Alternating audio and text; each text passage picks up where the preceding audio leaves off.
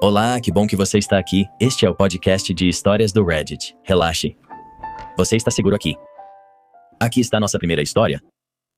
Um colega de trabalho atual acha que é minha responsabilidade comprar café para o escritório, mesmo que ele seja fornecido de graça. Trabalho em um escritório onde a única certeza é que todos tomam café. É o que mantém o prédio inteiro funcionando. Toda manhã, as pessoas entram na copa como zumbis, segurando suas canecas, esperando a primeira garrafa terminar de passar. Nossa empresa fornece café moído de graça. Não é de alta qualidade, não é torrado por artesãos nas montanhas, mas é café e cumpre o seu papel. Sou um grande apreciador de café. Gosto dele forte e quente, e faço uma garrafa de café quase todos os dias. Nunca me importei com o café da empresa, mas de vez em quando eu trazia algo melhor. Talvez um pacote de grãos torrados locais que comprei no fim de semana ou alguma mistura saborizada para variar. Nos últimos 6 meses fiz isso exatamente 3 vezes, só isso. Sempre que preparei uma garrafa de café, deixei para todos. Também trouxe alguns tipos de creme, avelã, baunilha francesa, porque o escritório só tinha half and half. O pessoal agradeceu e gostou da mudança, que foi bem recebida. O que eu não percebi na época foi que eu tinha acabado de criar um monstro. Um colega de trabalho se apegou a isso como uma craca no casco de um navio. Quando Sheila provou o melhor café, não parou de elogiar. Pensei, tudo bem, todo mundo gosta de um agrado. No dia seguinte, Sheila perguntou se eu tinha trazido mais. Disse que não, que era algo que eu fazia ocasionalmente. Ela fez cara feia e disse, como se eu a tivesse decepcionado pessoalmente. E não parou por aí. Toda vez que ela me via perto da cafeteira, ela perguntava se era o café bom ou o café normal. Se fosse o café comum da empresa, ela realmente zombava. Mas não o bastante para evitar que ela sirva uma xícara. Ela ainda bebia, mas sempre com um comentário baixinho. Era irritante, mas eu deixava passar. Semanas se passaram e ela continuava perguntando, mesmo após eu explicar várias vezes que só trazia café às vezes, mas ela agia como se eu escondesse um estoque secreto que eu escondia dela. Ela passou a me perguntar semanalmente se eu tinha trazido café, mesmo que a última vez tivesse sido meses atrás. Já não era mera curiosidade, ela parecia achar que tinha esse direito. A gota d'água veio hoje. Eu estava me servindo de um café da empresa, cuidando da minha vida, quando ela perguntou de novo, "Você trouxe o café bom?" Falei para ela que não, era só o normal. Ela revirou os olhos, riu debochada e soltou essa pérola. Você não deve ter recebido seu aumento, já que não traz mais café bom." Eu travei. Por um momento nem consegui processar. Insinuar que minha disposição de comprar café para o escritório inteiro dependia do meu salário já era absurdo. Mas jogar isso na minha cara como se fosse algum tipo de insulto? Eu fiquei furioso. Queria dizer que ela devia parar de projetar seus problemas financeiros em mim, pois quem realmente estava desesperada por café grátis era ela. Mas eu me segurei. Olhei para ela e perguntei por que eu deveria fornecer café ao escritório se já tínhamos de graça. Ela não esperava que eu retrucasse. Ela começou a gaguejar dizendo que a gente podia criar um fundo para café, onde todo mundo contribuiria e compraria um café melhor. Mas é o seguinte, ninguém mais no escritório jamais me pediu isso, ninguém mais se importava.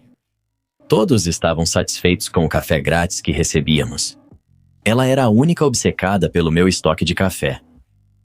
Eu disse que não estava interessado e saí da copa com minha xícara. A expressão dela foi impagável. Ela não era acostumada a ouvir não. Ela queria que eu me sentisse culpado, como se devesse algo ao escritório por ter sido generoso algumas vezes. E, sinceramente, se eu soubesse que trazer café 3 vezes resultaria em ser cobrado para sempre, eu nunca teria feito isso. Agora vem a parte que realmente me incomoda. Não me importo em ser generoso às vezes e gosto de compartilhar. Mas há uma grande diferença entre generosidade e obrigação. Nunca me inscrevi para ser barista do escritório. Eu nunca disse, "Ei pessoal, a partir de agora, o café é por minha conta." Ainda assim, essa colega decidiu que esse era meu papel e age como se eu falhasse nisso desde então. Para deixar claro, o café da empresa não é ruim, não é sofisticado, mas é bom. As pessoas tomam ele todos os dias. A única pessoa fazendo drama sobre isso é ela.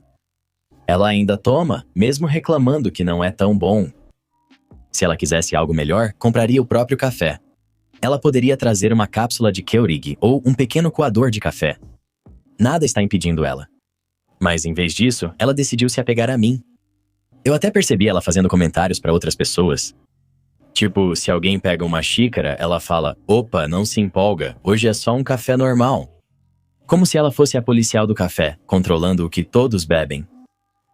A situação deixou de ser irritante e ficou ridícula. Olhando para trás, percebi que o erro que cometi foi criar um precedente. Trouxe algo, as pessoas gostaram e agora ela acha que tem esse direito. Mas do jeito que ela falou hoje, sugerindo que não recebia aumento por não trazer mais café, foi demais. Isso passou dos limites.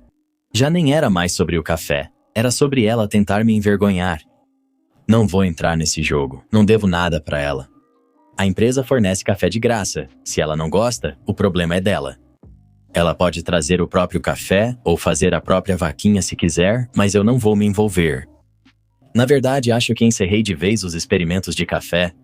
Eu gostei de compartilhar, mas não vale a dor de cabeça. Na próxima vez que quiser um blend sofisticado, faço em casa e guardo só pra mim. Lição aprendida. Às vezes, ser generoso só faz você virar alvo. Da próxima vez que ela pedir, seja sutilmente direto. Tive que parar porque algumas pessoas achavam que tinham direito a café gourmet grátis, como se eu fosse um barista rico, não eu mesmo. Dê de ombros e siga com o seu dia. Com certeza, avise ela e os outros amantes de café que a atitude dela de achar que tem direito a tudo e de ficar te importunando é o motivo de você não fazer mais o bom café. Leve seu copo térmico com café bom e talvez faça uma garrafa num dia em que ela não estiver no trabalho. Imagine ficar importunando alguém por meses por causa de café de graça. Isso não é um colega de trabalho, isso é um parasita de cafeína. A melhor forma de lidar, não os alimente. Exatamente, compartilhe com quem é grato e deixe as sanguessugas tomarem o café da empresa. Sou babaca por dar presentes aos meio-irmãos do meu filho nas visitas, mesmo não sendo meus filhos? Então meu filho tem meio-irmãos e a casa é movimentada. Nós nunca fomos à justiça, ela não tinha dinheiro para entrar com o processo e eu não queria que meus filhos ficassem em um limbo. Nós chegamos a um acordo. Eu mando cerca de 3 a 4 mil dólares por mês. Eu trabalho com vendas. Minha renda cresce com bônus nas festas de fim de ano e envio mais dinheiro nessas datas. Eu ganho algo em torno de $500 mil por ano e não estou tentando ganhar uma medalha, só quero ser justo. Ela me disse que às vezes o dinheiro cobre coisas para as outras crianças. Não gosto de ouvir isso, mas também não quero que meu filho more em uma casa onde ele come bife enquanto os outros comem miojo. Se parte do meu dinheiro ajuda a melhorar as coisas para toda a casa, eu posso conviver com isso. Quando visito, costumo levar comida para todos. Quando levo comida para meu filho, levo-o bastante para todos, assim ninguém fica olhando ele comer. Quando dou um presente para ele, penso em como isso funciona num apartamento pequeno cheio de crianças.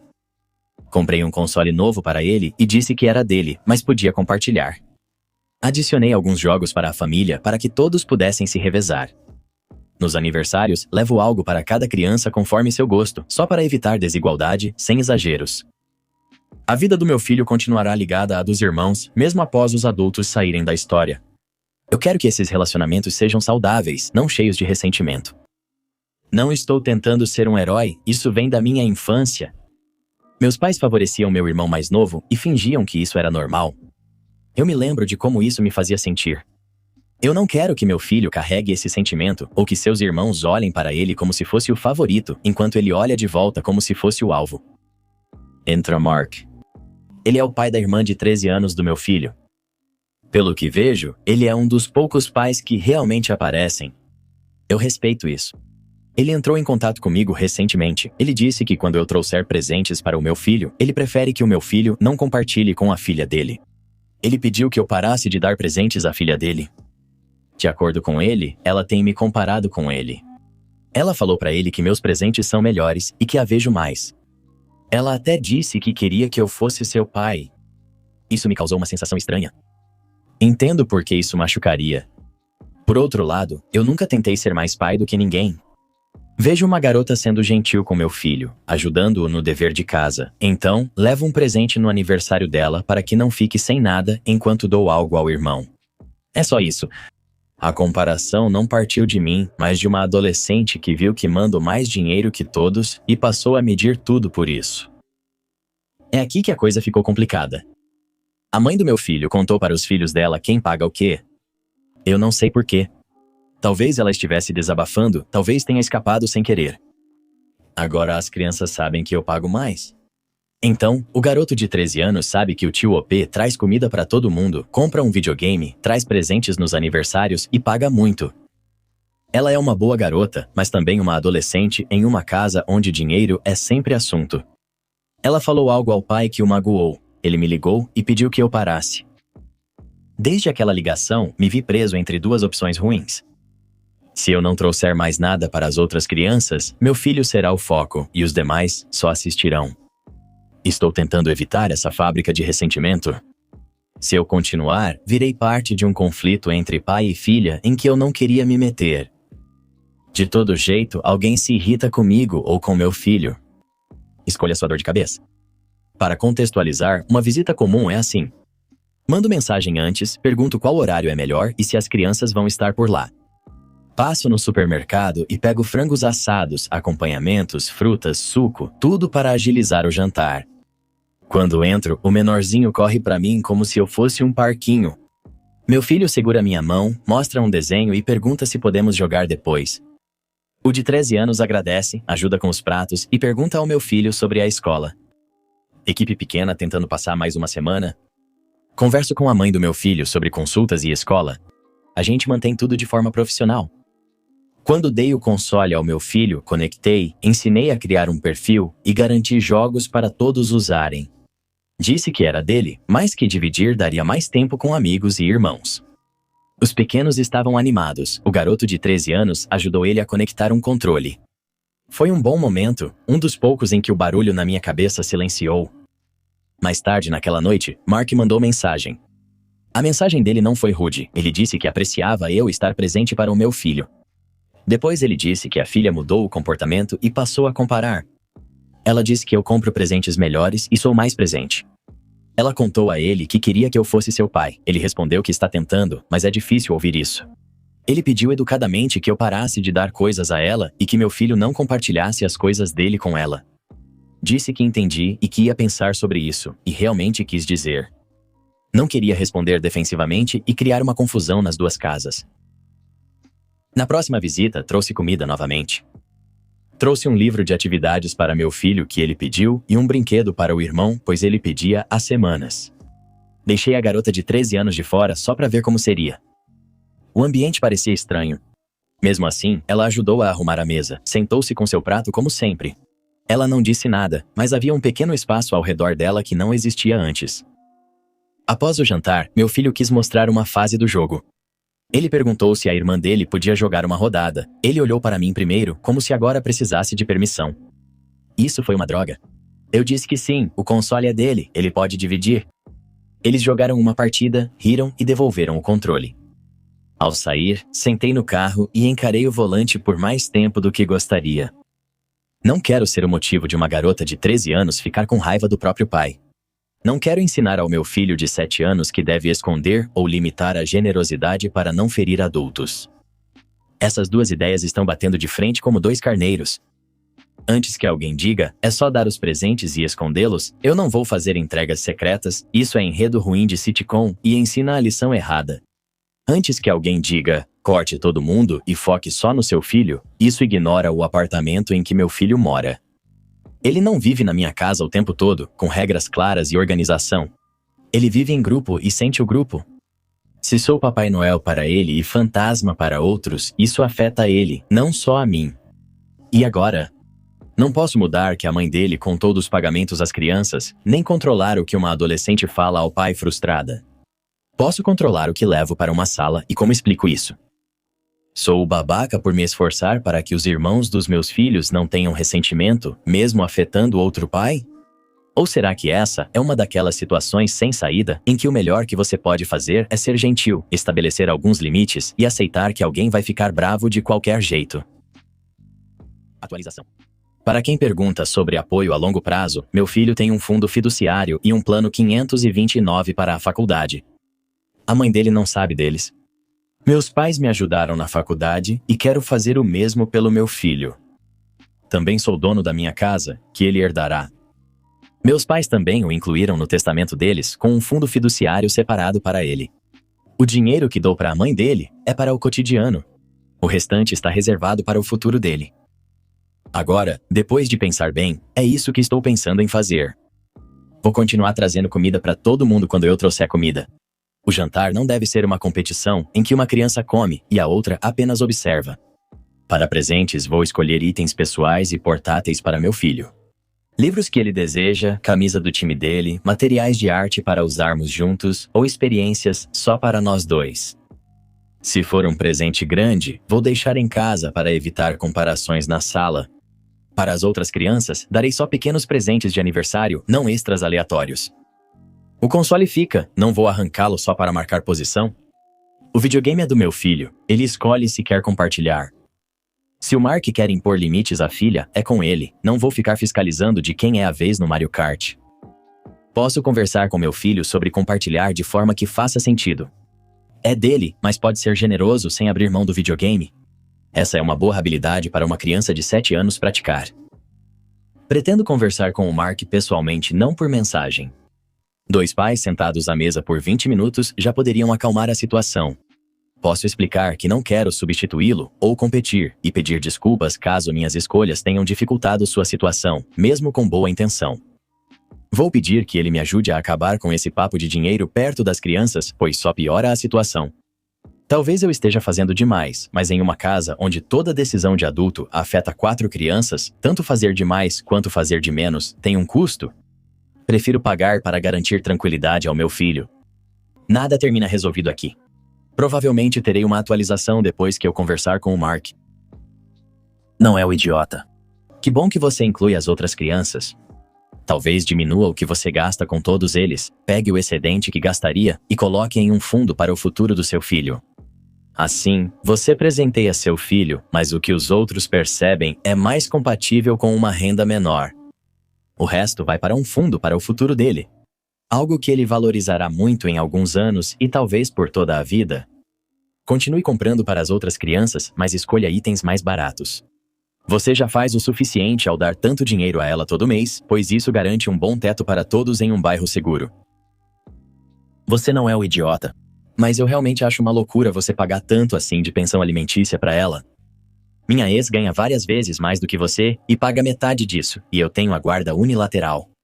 É ótimo que cuide do seu filho, mas não precisa comprar mantimentos para todos, e sua ex não precisou de advogado para levar você ou outros pais à justiça. Ela pode processar sozinha e responsabilizar todos. Para evitar desequilíbrios e estar presente para seu filho, pague a pensão conforme as diretrizes do Estado e assuma uma parcela maior de outras despesas, como médicas e atividades extracurriculares. Depois, com o restante do dinheiro, abriria um plano educacional 529 para o seu filho pagar a faculdade sem dívidas ou um fundo fiduciário para ele comprar uma casa ou abrir um negócio quando adulto. Não foi babaca.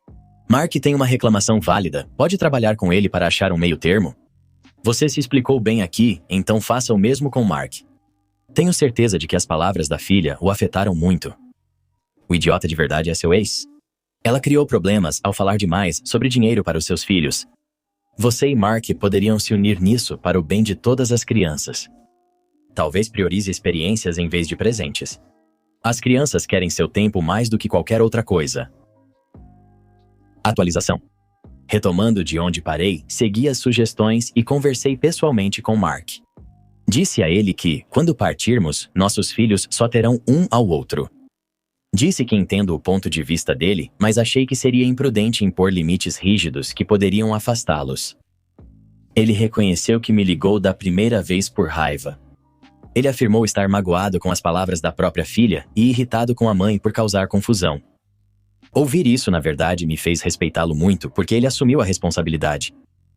A história de Mark é complicada. Ele é um ex-membro de gangue que mudou de vida. Ele encontrou a fé e, há 1 ano e meio, abriu sua assistência técnica de hardware. Como todo novo negócio, tem sido difícil e ele tem reduzido o apoio financeiro à mãe deles. Isso desencadeou tudo. Ela o puniu, revelando detalhes financeiros privados à filha dele, que ela nunca deveria ter ouvido. Não surpreende que as crianças tenham começado a comparar, ele se desculpou por exagerar comigo e até se ofereceu para pagar o almoço. Deixei porque parecia ser a forma dele se aproximar.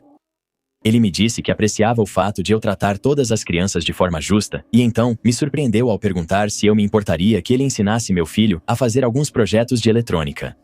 Circuitinhos, pequenas montagens, esse tipo de coisa. Ele contou que, na última visita à filha, levou um kit para ela e meu filho ficou encantado ao vê-la mexendo nele. Sinceramente, não entendo de hardware, então falei que ficaria feliz se meu filho aprendesse com ele. Era a forma dele retribuir e respeitei isso. Isso foi há cerca de 2 semanas. Pouco depois, fui à casa deles como sempre. Meu filho adora Chick-fil-A, então comprei para todos. Comemos juntos e depois chamei a mãe dele para conversar em particular. Contei a ela o que estava acontecendo e como falar de dinheiro afetava as crianças. Como sempre que tentei conversar sério com ela, tudo saiu do controle rapidamente. Ela gritou, jogou coisas e disse que eu não podia decidir o que ela fala para a filha, já que a menina não é minha. Respondi que assuntos financeiros meus deveriam ser privados por respeito, mas ela não quis ouvir. Com ela, tudo ou vira uma gritaria, ou ela tenta me acalmar com alguma solução meia-boca. Naquele dia, não tive forças para insistir. Finalmente, eu disse para ela que, se não conseguisse respeitar limites, não deveria esperar apoio financeiro contínuo, e ela zombou de mim na minha cara. Ela deu um sorriso de canto e disse: "Eu sei como fazer você pagar, nem tente." Depois que eu fui embora, liguei para o Mark e expliquei o que estava acontecendo. Falei que tentei conversar com ela, mas era como falar com a parede. Ele agradeceu e disse que cuidaria das conversas com ela. Não, essa não é a atualização feliz que eu queria. É cansativo lidar com ela. Posso economizar, estar com meu filho e até trabalhar com Mark para criar uma frente unida. Mas quando se trata da mãe dele, parece que estou empurrando contra uma parede. OP dá muito dinheiro para eles, mas todo o dinheiro do mundo não compensa uma má criação. Se eu fosse ele, gostaria da guarda unilateral. Não entendo como ele aceita que a ex, que parece instável, cuide da maior parte da criação. Ela ter 4 filhos com 4 pais diferentes nem é o maior problema. Ela não consegue trabalhar, vive de pensão alimentícia, coloca os pais uns contra os outros, coloca os filhos uns contra os outros e não consegue ter uma conversa de verdade com o cara que paga a maior parte das contas dela. Ela só usa táticas de manipulação ao estilo Karen. Ela vai se surpreender quando o filho do OP fizer 18 anos e os pagamentos cessarem, a menos que entre na justiça para cobrar valores retroativos. Os tribunais não consideram o que você deu sem acordo. Eles consideram isso como um presente. O OP deve buscar um advogado e uma ordem judicial, tanto para proteção agora quanto para futuros cortes nos pagamentos. Sempre peça um recibo. 4 filhos, 4 pais diferentes e mesmo assim ela ainda está sem dinheiro?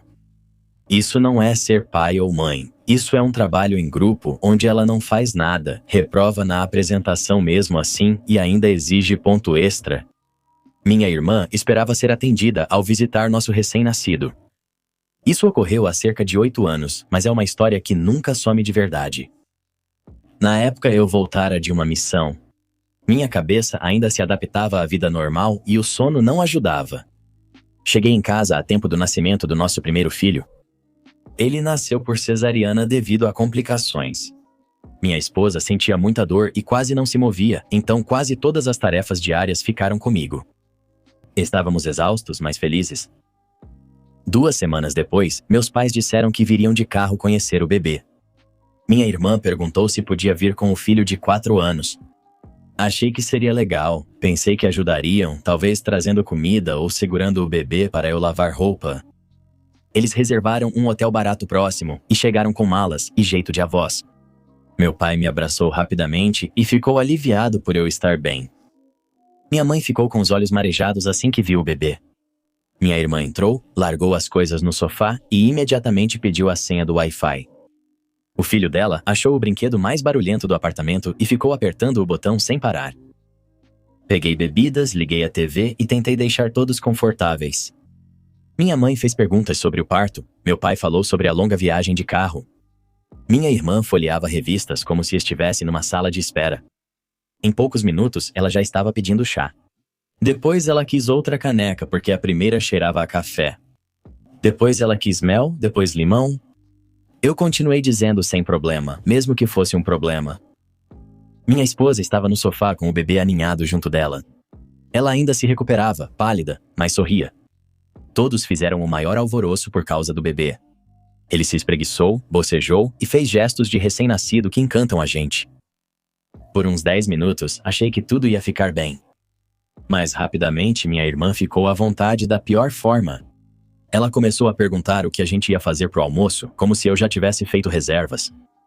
Ela ficou fuçando na cozinha e pediu que eu fizesse alguma coisa simples, porque o filho dela era enjoado para comer. Minha mãe disse para eu não me preocupar, mas não ajudou realmente. Meu pai aumentou o volume da TV. O filho dela seguia correndo e apertando todos os botões. Então eu cozinhei macarrão, abri o molho e cortei algumas frutas. Enquanto isso, checava o aquecedor de mamadeira e ajudava minha esposa a se sentar. Parecia que eu estava fazendo malabarismo com 10 coisas enquanto meus convidados relaxavam. O resto da tarde foi só mais do mesmo. Minha irmã pedindo para eu repor a água, levar a bolsa para o quarto, ligar o carregador do celular porque o cabo era curto e perguntando onde estava o gelo. O filho dela pediu suco e, ao invés de se levantar, ela me olhou como se fosse minha obrigação. Falei que tinha suco na geladeira, ela disse que não sabia onde ficavam as coisas e pediu para eu fazer. Nesse ponto, eu já estava no meu limite. Minha esposa precisava de ajuda frequentemente. O bebê chorava sempre que tinha cólica. Mamadeiras se acumulavam na pia. Cestos de roupa suja se enchiam. A casa parecia uma zona de guerra com um recém-nascido. E agora, além de tudo, eu ainda fazia serviço de quarto. Na hora do jantar, perguntei aos meus pais se queriam pedir comida para a viagem. Eles disseram que sim. Minha irmã quis um restaurante da TV e pediu que eu ligasse para garantir molho suave, pois não come comida apimentada. Eu fiz isso. Ao me virar, ela já havia feito uma lista de compras no meu caderno. Ela queria um suco específico para o filho, cereal para o café, lenços faciais que esqueceu e limões para o chá. Ela falou que eu podia ir à loja após o bebê comer. Era só isso. Nesse momento percebi que não podia mais deixar ela mandar em mim. O ponto de ruptura real veio logo depois. O bebê acordou chorando com fome. Minha esposa tentou pegar a mamadeira pronta, mas ela rolou para longe. Peguei o bebê no colo para acalmá-lo enquanto ela se arrumava. Minha irmã, sentada no sofá com os pés para cima, olhou para mim e disse que o filho precisava de uma bebida e pediu para eu cuidar do bebê por 1 minuto. Aí foi a gota d'água. Toda a frustração reprimida explodiu. Eu falei direto para ela. Não, o bebê vinha primeiro. O filho dela podia esperar 30 segundos. Ela revirou os olhos e disse que eu era dramático. Minha mãe tentou amenizar dizendo, vamos todos nos acalmar. Meu pai ficou olhando para a TV. Ninguém realmente interveio para ajudar, então eu perdi a cabeça. Não xinguei, mas deixei claro o que queria dizer. Eu falei que aqui não é hotel. Eu disse que, se eles não conseguiam fazer algo tão simples como pegar seus próprios copos, então podiam arrumar as coisas e voltar para o hotel deles. Disse a minha irmã que pedir para adiar a alimentação do meu recém-nascido só para pegar suco para o filho dela era puro egoísmo. Ela logo ficou na defensiva, afirmou que dirigiu horas para estar ali e me chamou de ingrato, dizendo que eu a tratava como lixo. Indiquei a porta e disse que a visita terminou. O quarto silenciou, exceto pelo bebê que se acalmou com a mamadeira. Minha mãe chorou novamente, mas por outro motivo. Meu pai juntou as embalagens de comida como se de repente tivesse uma missão. Minha irmã resmungou, fez um show arrumando as coisas e saiu batendo os pés. O filho dela puxou a manga da blusa dela perguntando sobre desenhos animados e ela disse, o tio está de mau humor. Ela pediu para eu levar o carrinho até o carro, mas disse que ela podia fazer isso. Com a porta fechada, o apartamento parecia outro lugar. Minha esposa se encostou em mim. O bebê ficou pesado e tranquilo nos braços dela, e nós comemos direto dos recipientes no chão. Ainda estava bagunçado, mas melhor do que no resto do dia. Mais tarde, meu celular lotou de mensagens. Minha mãe disse que eles nos amavam, só não sabiam o que fazer e não queriam atrapalhar. Meu pai disse que deveria ter ajudado mais. Minha irmã enviou uma mensagem dizendo que a humilhei, que mudei após entrar no exército e agia como um sargento instrutor. Eu mandei uma resposta de volta. Disse que, se quisessem voltar para ajudar, seriam bem-vindos. Ajudar era lavar a louça, segurar o bebê, passar o aspirador ou levar o filho dela ao parquinho. Não era eu indo correndo comprar limões na loja. No dia seguinte, meus pais trouxeram uma travessa de comida e compras. Meu pai passeou com o bebê na sala enquanto minha mãe limpava as bancadas. Não foi perfeito, mas eles tentaram, e era isso que queríamos. Minha irmã ficou no hotel e não voltou. Depois disso, passei a ser bem mais direto. Quando pediam para visitar, eu dava uma lista de regras da casa e limites de tempo. Eu protegia os horários de soneca de perto. Continuávamos vendo meus pais e as coisas melhoraram com eles, mas minha irmã e eu nunca nos recuperamos totalmente. Nos feriados, tudo era cordial, as mensagens breves, e sempre que citava a viagem, dizia que fui eu quem estragou tudo. Anos depois, meu filho quis saber por que não éramos próximos da tia. Disse a ele que, às vezes, as pessoas precisam de mais do que conseguem dar e, em certas fases, você não tem nada a mais para oferecer. Essa era a verdade. Até hoje, vejo que aquela visita me mostrou a importância dos limites. As necessidades do recém-nascido são prioridade sobre a conveniência alheia. Se os convidados quiserem ser servidos, podem procurar um hotel com café da manhã grátis. Se alguém pedir para você adiar a alimentação do seu bebê só para pegar suco para eles, mande essa pessoa embora na mesma hora. Você fez a coisa certa? Não gosto de como certas famílias não têm empatia. As pessoas esquecem como aquelas primeiras semanas são difíceis. Você e sua esposa precisavam de apoio, não de mais estresse. Você com certeza fez a coisa certa ao afastá-los. Isso me tocou porque minha avó tratou minha mãe igual após ela dar à luz. Ao invés de ajudar minha mãe a descansar, ela exigia que cozinhasse, limpasse e a entretivesse, tornando sua recuperação ainda mais difícil. A família pode facilitar ou dificultar muito esse momento. Infelizmente, muitos escolhem piorar. OP fez a coisa certa ao se impor e colocar sua esposa e seu bebê em primeiro lugar. Limites não são falta de educação. Eles são necessários. Imagine chegar para ajudar e depois tratar os novos pais como seus empregados particulares. Isso não é apoio da família, isso é trabalho não remunerado. Energia de avó sem a sabedoria de avó. IOP deu para ela o melhor serviço de saída, direto para fora pela porta. Isso é tudo por agora, mas não fique triste, em breve voltaremos com mais histórias para você. Lembre-se de ouvir Me I Rather todas as noites para ter sonhos maravilhosos e brilhantes, assim como você. Clique na playlist e acompanhe. Estaremos bem aqui. Até lá, até logo.